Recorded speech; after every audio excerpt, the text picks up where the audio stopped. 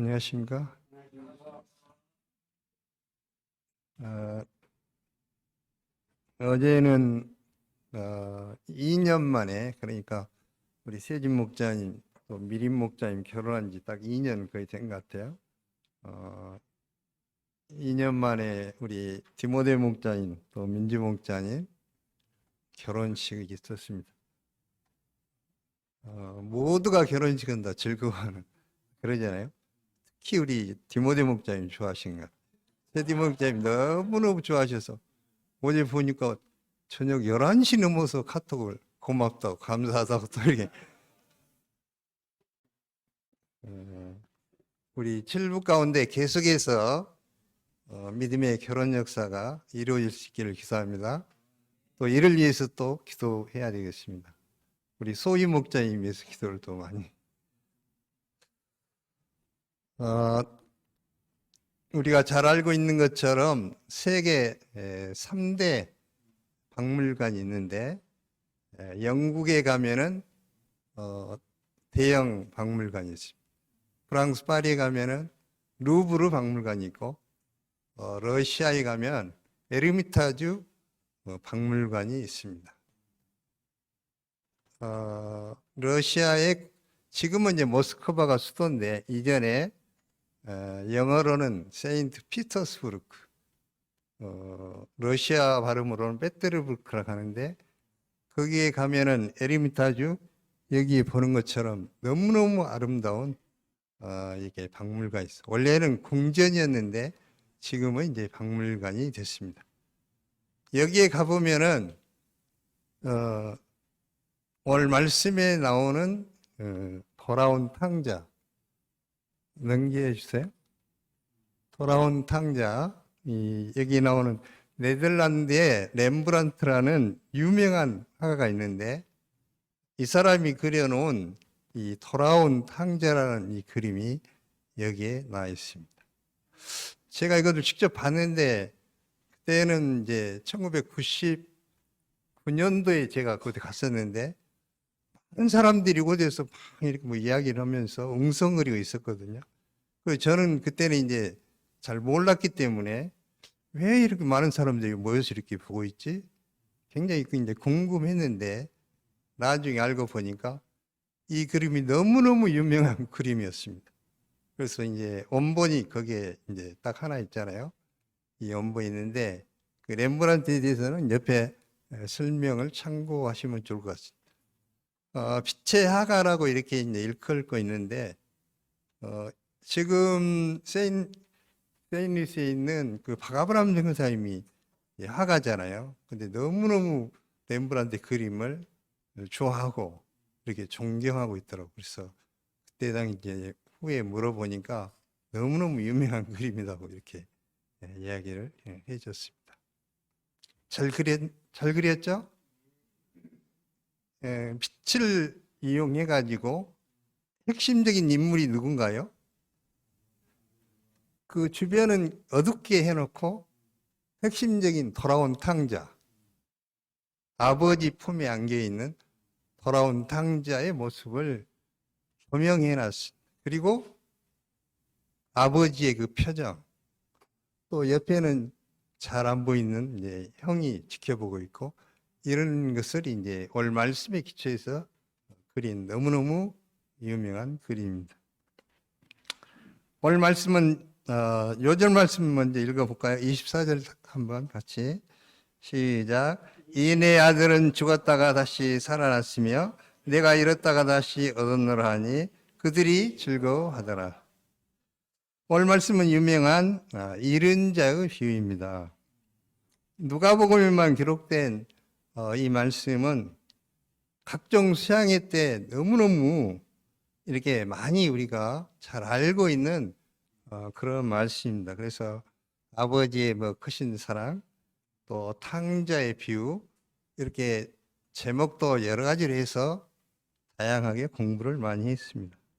우리는 이 비유에서 하나님을 떠난 인생들이 회개하고 돌아오기를 애타게 기다리시는 하나님의 사랑에 대해서 배울 수가 있습니다. 또한 회개하고 돌아왔을 때 뜨겁게 영접하시고 기뻐하시는 하나님의 사랑을 우리가 배울 수가 있습니다. 이 시간 성령께서 우리의 마음의 눈을 열어주셔서 하나님의 크신 사랑을 깨닫고 하나님께 돌아오는 역사를 이루어 주시기를 간절히 기도합니다. 1절을 보십시오. 어떤 사람에게 두 아들이 있었습니다. 아버지의 자식 사랑은 아주 지극하였습니다. 누구나 다 자식들을 사랑했지만 두 아들이 엄마 뱃속에 있을 때부터 태교 기도문과 태교 동화를 읽어줬습니다. 세진 목사님 그렇게 하고 계시죠? 건강을 위해서 비싼 독일에서 수입한 유기농 분유를 먹이고 어렸을 때부터 의학을 정복해야 한다면서 그 유명한 아이멘토 영어학원에 등록하게 하였습니다. 인성 교육을 위해서도 우리 사랑 피아노 학원에서 이렇게 피아노를 이렇게 가르쳤습니다. 아버지는 두 아들이 장차 열매 맺는 인생을 살도록 모든 분야에 투자를 아끼지 않았습니다. 그리고 아버지는 신앙 교육에도 특별히 신경을 썼습니다. 대학생이 되자 새벽에 일어나서 매일 일용할 양식을 먹도록 하였습니다. 일주일에 한 번씩 1:1을 말씀을 반드시 하도록 했고 한 달에 한 편 정도 소감을 깊이 있게 쓰도록 하였습니다. 또 주일날에는 어떤 일이 있어도 주일 예배를 보도록 하였습니다. 큰아들은 성실하고 율법적이어서 열심히 일을 하며 아버지의 명을 잘 지켰습니다.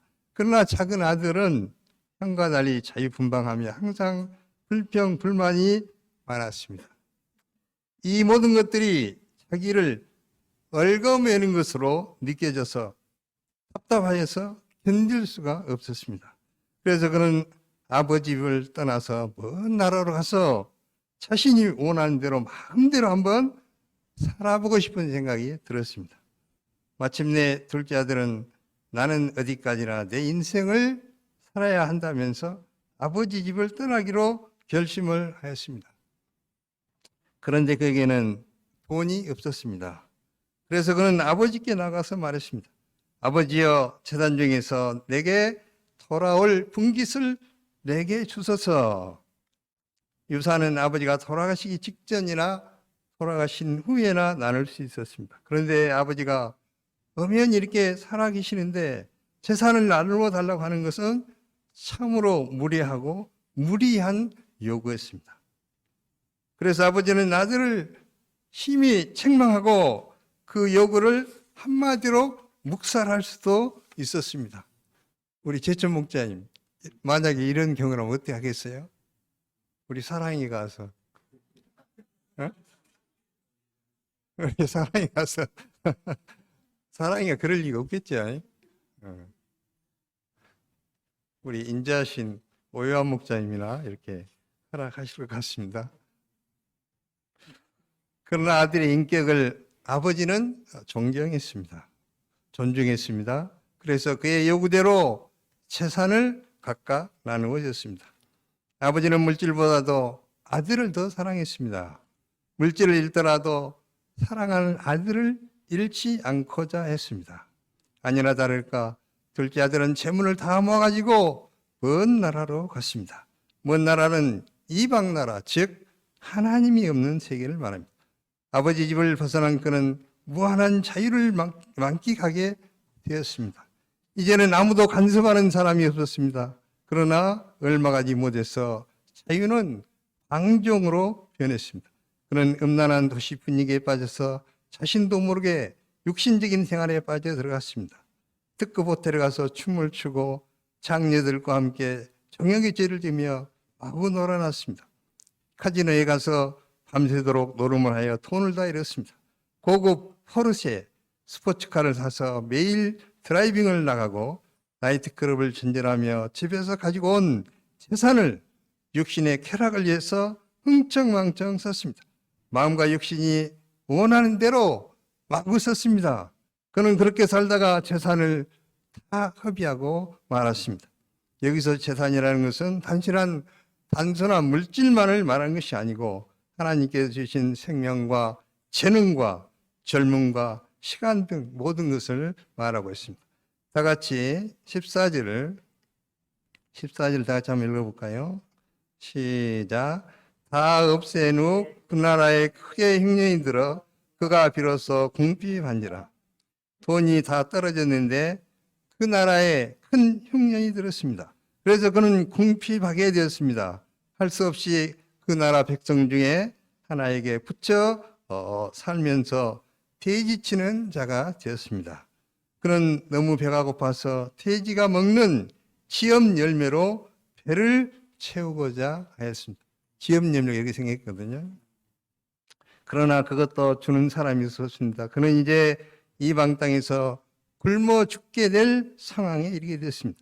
돼지는 유대인들이 가장 싫어하는 부정한 동물입니다. 그가 돼지 먹는 지엽 열매도 먹을 수 없는 상태가 됐다는 것은 가장 비참한 상태가 되었다는 것을 말해주고 있습니다. 둘째가 이렇게 된 이유가 무엇입니까? 모든 문제의 원인은 그가 아버지를 떠난 데 있었습니다. 아버지를 떠나면 정말로 행복할 것 같았는데 오히려 그런 가장 비참하고 절망적인 상태가 되었습니다. 이 당자의 모습은 바로 하나님을 떠난 우리 인생들의 모습을 가리키고 있습니다. 오늘날 살아가는 사람들도 마찬가지입니다. 많은 사람들이 하나님 없이도 얼마든지 잘 살 수 있다고 생각하기 때문에 하나님께 무관심합니다. 하나님 없이 자신이 하나님이 되어서 마음대로 살고자 합니다. 하지만 둘째 아들이 결국 태의 노예로 전락했듯이 하나님을 떠난 우리의 삶도 이와 같아 하십니다. 행복한 인생을 살기 위해서 죽어라 열심히 일하지만은 그 내면에는 참된 행복과 기쁨이 없습니다. 이 채워지지 않는 내면을 채우고자 사람들이 술과 정욕과 돈과 명예 등의 죄의 노예가 되어서 살아가고 있습니다. 그럼에도 내면을 채울 다른 방도가 없기 때문에 계속해서 죄를 짓고 괴로워합니다. 하나님을 떠난 인간은 결국 죄의 노예가 되어서 비참한 인생을 살게 되는 것입니다. 이와 같이 비참한 상황에 놓여 있던 둘째 아들은 어떻게 했습니까? 17절을 읽겠습니다. 시작. 이에서 돌이켜 이르되 내 아버지에게는 양식이 풍성한 품꾼이 얼마나 많은가. 나는 여기서 추려 죽는구나. 둘째 아들은 궁핍한 상태에 이르게 되자 비로소 정신이 났습니다. 심히 절망적인 상황에 이르자 아버지 집이 생각이 났습니다. 음침한 돼지 막 사이로 은은한 달빛이 비칠 때 고향집이 생각났습니다. 아버지 집은 품꾼들도 얼큰한 김치찌개, 맛있는 양고기를 먹고 웃음소리가 끊이지 않는 그런 아버지 집이었습니다. 또한 꿀꿀거리는 돼지 대신에 사랑스러운 양들이 매매하며 푸른 초장에서 자유롭게 뛰노는 그런 곳이었습니다. 아버지 집에는 모든 것이 풍족했습니다. 먹을 것도 풍족하고 아버지의 사랑도 풍족하고 은혜도 풍족하고 말씀도 풍족하고 모든 것이 풍족했습니다. 아버지와 함께 있었던 그때의 행복이 너무나 그리웠습니다. 그래서 그는 아버지를 생각하고 돌아가고자 하는 마음을 갖게 되었습니다. 그는 자신의 잘못을 깊이 뉘우쳤습니다. 그는 하늘과 아버지께 큰 죄를 지었음을 깨달았습니다. 그는 아버지의 아들이라 일컬음을 감당할 수 없는 자임을 알았습니다. 그는 자신이 자격 없는 죄인임을 깨닫고 눈물을 흘렸습니다. 그리고 그는 겸손해졌습니다. 아버지의 사랑은 그로 하여금 집으로 돌아오도록 하는 소원을 불러일으켰습니다. 결국 둘째 아들은 생각만 하지 않고 마음의 생각을 결단으로 옮겼습니다. 이에 일어나서 아버지께로 돌아가니라. 그는 믿음으로 돼지 우리에서 일어났습니다. 그는 옷이 없어서 자신의 냄새나는 옷을 갈아입지 못했습니다. 냄새나는 누더기 옷을 입은 그대로 있는 모습 그대로 아버지께 나아갔습니다. 그런 자신이 비참한 죄인임을 인정하고 오직 아버지의 긍휼만을 바라면서 일어나 아버지께로 돌아갔습니다. 이는 실로 위대한 믿음의 용기였습니다. 이는 그에게 새로운 삶의 방향 전환이었습니다. 해결한 바로 이런 삶의 방향 전환을 말하고 있습니다. 방향 전환하는 데는 용기가 필요합니다. 돌아가는 것이 부끄럽고 쑥스럽다고 해서 아버지께로 돌아가지 않는다면 우리는 결코 자유와 행복을 누릴 수가 없습니다. 그럼 아버지는 돌아온 아들을 어떻게 맞이했습니까? 우리 형제님들만 20절 후반절 다 같이 아직도 다 같이 시작. 아직도 거리가 먼데 아버지가 그를 보고 측인 여겨 달려가 목을 안고 입을 맞추니. 아직도 거리가 먼데 누더기 옷을 입은 아들을 알아보고 아버지는 아들을 향해서 달려갑니다. 동양 문화에서는 아버지는 달리지 않습니다. 엄마나 아이들은 달리지만은 어른은 결코 달리지 않습니다. 그러나 이 아버지는 자신의 품위가 떨어지는 것을 개의치 않았습니다. 신발도 신지 않고 그 아들을 향해서 달려갔습니다. 그러면 왜 그렇게 아버지가 달려간 것입니까? 그 아들을 측은히 여겼기 때문이라고 했습니다. 여기서 측은히 여기다는 뜻은 우리가 잘 아는 스플랑크 리조마입니다. 즉 창자가 끊어지는 것 같은 그렇게 불쌍히 여긴다는 말입니다. 아들을 측은히 여긴 아버지는 그에게 달려가서 그의 목을 안고 입을 맞췄습니다. 아버지는 상처나고 더럽고 얼굴이 흉한 아들을 그대로 안았습니다. 뭐라고 안았다겠습니까? 세지 목자님 뭐라고 안았어요? 아버지는 아들아 그랬을 것이고 아버지는 그랬고 아들은 그냥 아버지를 부르셨겠잖아요. 아버지. 제가 잘 못하니까 옆에 사람 한번 해볼까요? 옆에 두 사람끼리 한번 해보세요. 한번. 아버지, 아들이 돼가지고 한번 더 해보세요. 우리 디모데 목자님 한번 해보세요. 우리 민주 목자님한테 한번 해보세요.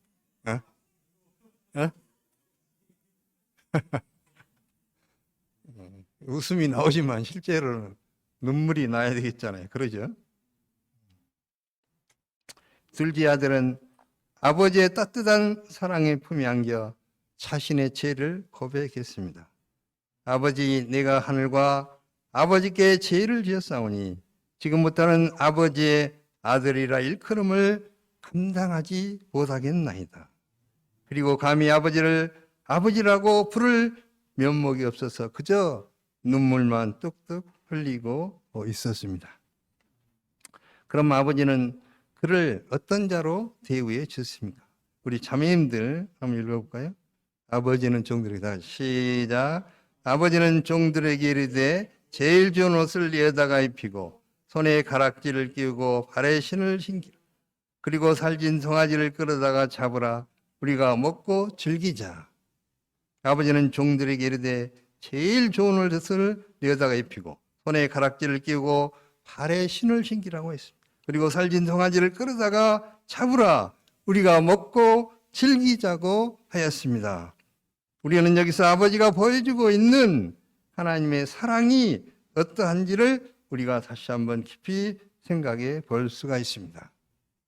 첫 번째, 아버지는 집 나간 아들을 애타게 기다리십니다. 제가 잘 아는 누나 한 분이 계시는데 그 목포에 사는 누나가 자기 이제 아들과 딸이 있는데 딸이 7, 8살 정도 이제 먹었는데 그 딸이 시내에 나갔다가 이제 시내 버스를 타고 오다가 그 살고 있는 집을 놓치고 그 버스를 타고 이제 가버렸습니다. 그것을 알고 이제 정류장까지 나가서 아무리 찾아도 소식을 알 수가 없었습니다. 그 후로 지금까지 40년, 50년이 지났는데 지금도 그 딸을 잊지 못해서 항상 이렇게 문을 잠그지 않고 지금도 기다리고 있다고 그렇게 말했습니다.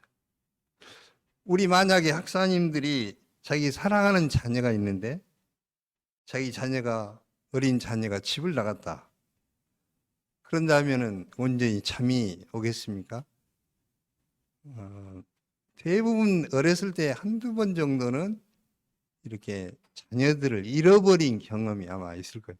저도 2번이나 그런 경험이 있었는데, 그러면은 자녀가 갑자기 없어졌을 때 눈앞이 캄캄하고 아무것도 안 보이고 어떻게 해야 할지를 모르는, 그렇게 당황하는 그런 모습을 하게 될 것입니다. 아직도 거리가 먼데 아버지가 아들을 알아봤다는 것은 아버지가 집 나간 아들을 애타게 기다리고 있었음을 말해주고 있습니다. 동네 마을 밖에 서서 멀리 언덕 넘어 아들이 돌아오기를 날마다 기다렸을 것입니다. 사실 세상에서 가장 어려운 것 중에 하나가 기다린다는 것입니다. 특히 언제 올지 모르는 사람을 기다리는 것은 너무나 힘이 들고 고통스럽습니다. 하지만 아버지는 아들을 사랑하기 때문에 기다리는 것을 그치지 않았습니다. 이사야 49장 15절은 하나님께서 인간을 얼마나, 하나님을 떠난 인간을 기다리는가를 잘 말씀하고 있습니다. 여인이 어찌 그 젖먹는 자식을 잊겠으며 자기 태에서 아들을 긍휼히 여기지 않겠느냐. 그들은 혹시 잊을지라도 나는 너를 잊지 아니할 것이라. 하나님은 하나님을 떠난 인생들을 결코 잊지 않으십니다. 하나님은 하나님을 떠난 그들이 지금 이 시간에 속히 돌아오기만을 애타게 기다리고 계십니다. 둘째, 집 나간 아들이 돌아오면 있는 그대로 영접해 주시고 용서를 해 주십니다. 멀리서 아들을 알아본 아버지는 달려가서 아들의 목을 안고 입을 맞췄습니다. 이스라엘에서 연장자가 이처럼 먼저 달려가서 입 맞추는 것은 무조건적인 용서를 해준다는 것을 의미하고 있습니다. 아버지는 아들의 과거를 전혀 묻지 않았습니다. 아버지가 아들을 끊어하는 시점은 아들이 아버지에게 잘못했다고 말하기 전이었습니다. 한마디도 하기 전이었습니다. 이 사랑 때문에 우리는 있는 모습 그대로 예수님께 나아갈 수가 있는 것입니다. 하나님 아버지께서 감당 못할 죄는 없습니다. 다 용서해 주십니다. 다만 나를 향한 하나님의 용서의 사랑을 받아들이는가, 받아들이지 않는가, 그것이 문제입니다. 이처럼 하나님의 은혜는 우리의 어떤 공로 때문에 우리를 구원해 주는 것이 아닙니다. 나의 어떤 행위를 보고 구원해 주는 것이 아닙니다. 내가 참여했다고 해서 보여주는 것도 아니고 이 사랑을 끌어내는 것도 아닙니다. 구원은 무모해 보일 정도로 하나님의 일방적으로 베풀어 주시는 하나님의 은혜, 다시 말하면 하나님의 선물인 것입니다. 셋째, 아버지는 돌아온 아들에게 가장 좋은 것을 주십니다. 아버지는 돌아온 아들에게 제일 좋은 옷을 입힙니다. 여기서 가락지는 인장 반지를 말하고 있습니다. 아버지의 인감 도장을 준 것으로서 모든 권한을 아들에게 이임한다는 의미입니다. 신을 신긴 것은 그를 자유인으로 회복시킨 것을 의미합니다.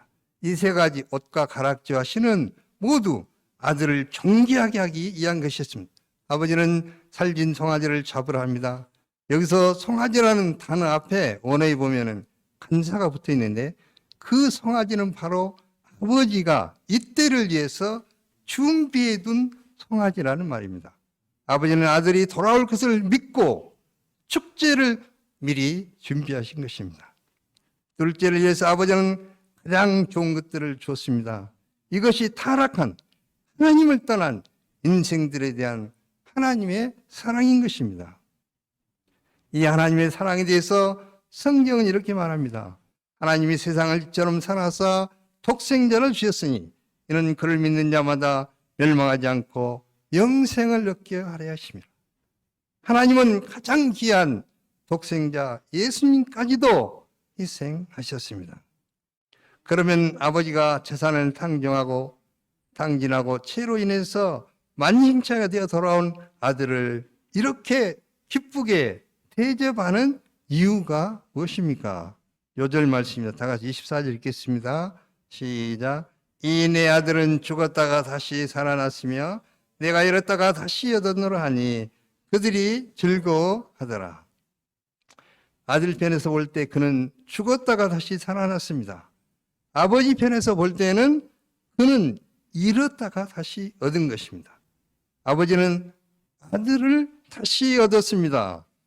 자기 목숨보다도 더 귀중히 여겼던 그 아들을 다시 얻었습니다. 그래서 아버지는 크게 기뻐하였습니다. 아들이 돌아온 사실 하나로 기뻐하고 즐거워했습니다. 이와 같이 부모와 자녀라는 관계는 도저히 불가능할 것처럼 보이는 것도 가능한 것으로 만듭니다. 하나님께서 우리의 아버지가 되사 우리의 모든 허물을 덮으시고 가장 좋은 것으로 축복하심을 이 시간 감사합니다. 우리가 아무리 큰 유혹에 직면할지라도 혹은 힘든 상황에 처한다 할지라도 아버지가 되신 이 하나님을 기억하고 영원히 하나님 집에 거하는 자들이 될 수 있기를 기도합니다. 이처럼 돌아온 탕자를 인하여서 잔치를 열고 모두가 기뻐하고 있는데 기뻐하지 않는 한 사람이 있었습니다. 바로 큰아들이었습니다. 큰아들은 밭에서 열심히 일을 하다가 집에 가까이 왔을 때 집에서 잔치하는 소리를 듣게 되었습니다. 그래서 한 종을 불러서 무슨 일인가 물었습니다. 큰아들은 한 종으로부터 아버지께서 자기 동생이 돌아와서 큰 잔치를 하고 있다는 것을 들었습니다. 그는 그 말을 듣고 분노했습니다. 크게 화를 냈습니다. 그래서 아버지가 베푼 가장 성대한 잔치에 들어가고자 하지 않았습니다. 아버지가 오셔서 들어가자고 권했지만 큰아들은 한사코 거부했습니다. 그리고 거부한 이유를 말했습니다. 그는 아버지를 여러 해 동안 섬겼다고 합니다. 여기서 섬겼다는 원래 뜻이 종으로서 섬겼다 그런 뜻입니다. 종살이를 했다는 것입니다. 그는 아버지를 섬기면서도 아버지에 대한 사랑이 없었습니다. 아버지가 자기를 종으로 노예처럼 부린다고 생각했습니다. 그런 아버지를 섬기면서 그러기 때문에 기쁨이 없었습니다. 그럼 큰아들의 문제가 무엇입니까? 아버지와의 관계가 잘못되어 있었다는 것입니다. 그는 아버지의 마음을 몰랐습니다. 그런 동생을 떠나보내고 슬퍼하시는 아버지의 심정을 이해하지 못했습니다. 그런 동생을 불쌍히 여기는 마음이 없는 무정한 사람이었습니다. 또한 몸으로는 집에서 아버지를 열심히 섬겼지만 마음은 아버지를 떠난 집안에 있는 탕자였다는 것입니다. 오늘 본문 말씀을 흔히 탕자의 비유라고 말합니다. 그런데 어떤 사람은 이름에 이 비유의 이름이 제목이 잘못됐다 이렇게 말합니다. 탕자의 비유가 아니라 탕부의 비유라고 불러야 마땅하다고 그렇게 말을 합니다. 여기서 탕은 영어로는 프라디글이란 말이에요. 프라디글이란 말이 낭비하다, 아낌없이 쓴다, 눈이 멀었다 그런 뜻입니다. 둘째 아들은 아버지의 재산을 낭비했기 때문에 탕자입니다. 그러면 아버지는 왜 탕부라고 해야 할까요? 아버지가 사랑받을 자격이 없는 아들에게 사랑에 눈이 멀어서 운에 넘치는 사랑을 하고 쏟아붓고 있기 때문입니다. 쏟아붓었기 때문입니다. 복음 안에서 발견하게 되는 하나님 아버지의 사랑이 바로 이와 같은 사랑이라는 것입니다.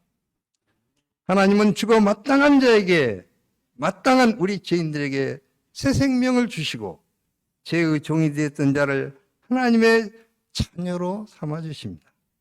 하나님이 왜 이렇게 나에게, 우리 죄인들에게 사랑을 마구마구 퍼서 주시는가?